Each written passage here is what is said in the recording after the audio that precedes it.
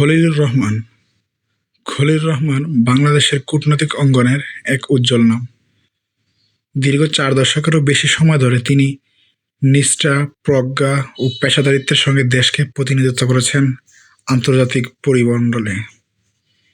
Civil service থেকে জাতিসংঘ প্রতিটি স্তরে তিনি দায়িত্বশীলতা ও দূরদর্শিতার পরিচয় দিয়েছেন। জাতিসংঘ সাধারণ পরিষদের UNGA 81তম অধিবেশনের সভাপতি নির্বাচিত হয়েছেন বাংলাদেশের পররাষ্ট্রমন্ত্রী খলিলুর রহমান। জাতিসংঘের 193 সদস্য বিশিষ্ট সাধারণ পরিষদের সভাপতির পদে নির্বাচিত হওয়া বাংলাদেশের জন্য একটি গুরুত্বপূর্ণ কূটনৈতিক অর্জন হিসেবে বিবেচিত হচ্ছে। নির্বাচনের আগে খলিলুর রহমান দায়িত্ব পালন করেন মোহাম্মদ ইউনূসের নেতৃত্বাধীন অন্তর্বর্তীকালীন সরকারের জাতীয় নিরাপত্তা উপদেষ্টা হিসেবে। মোহাম্মদ ইউনূস নেতৃত্বাধীন অন্তর্বর্তীকালীন সরকারের নিরাপত্তা উপদেষ্টা এবং প্রধান উপদেষ্টার রোহিঙ্গা সমসাময়িক বিষয়ে হাই রিপ্রেজেন্টেটিভ হিসাবে দায়িত্ব পালন করেন ডক্টর খলিলুর রহমান। নির্বাচিত সরকার গঠনের পর সেই অন্তর্বর্তী প্রশাসন বিলুপ্ত হলেও নতুন সরকারের মন্ত্রিসভায় অন্তর্ভুক্ত হন তিনি। বিএনপির ভারপ্রাপ্ত চেয়ারম্যান তারেক রহমান এর মন্ত্রিসভায় তাকে টেকনোক্রেট কোটায় নেওয়া হয়েছে।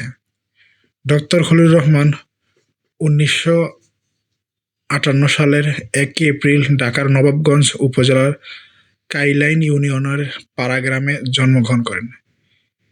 তিনি রেজিডেন্সিয়াল মডেল কলেজ থেকে ইন্টারমিডিয়েট পরীক্ষা ও ঢাকা বিশ্ববিদ্যালয় থেকে অর্থনীতিতে স্নাতকোত্তর ডিগ্রি অর্জন করেন।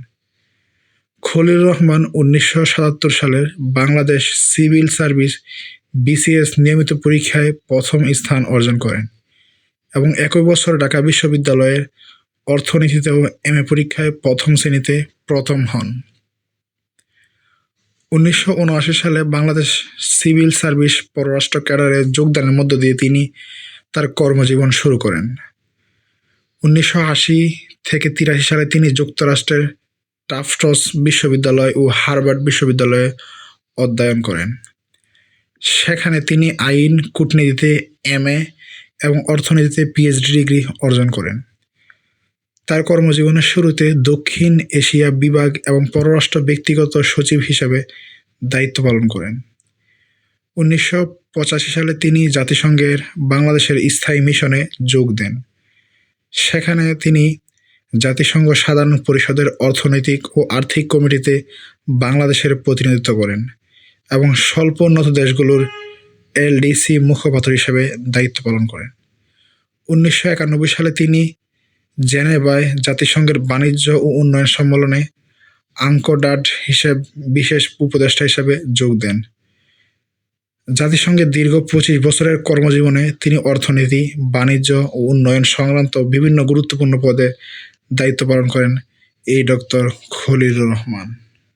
দর্শক, প্রতিবেদনটি আজকে এতটুকুর জন্যই। দেখা হবে পরবর্তী কোনো নতুন ভিডিওতে। ততক্ষণ ভালো থাকবে।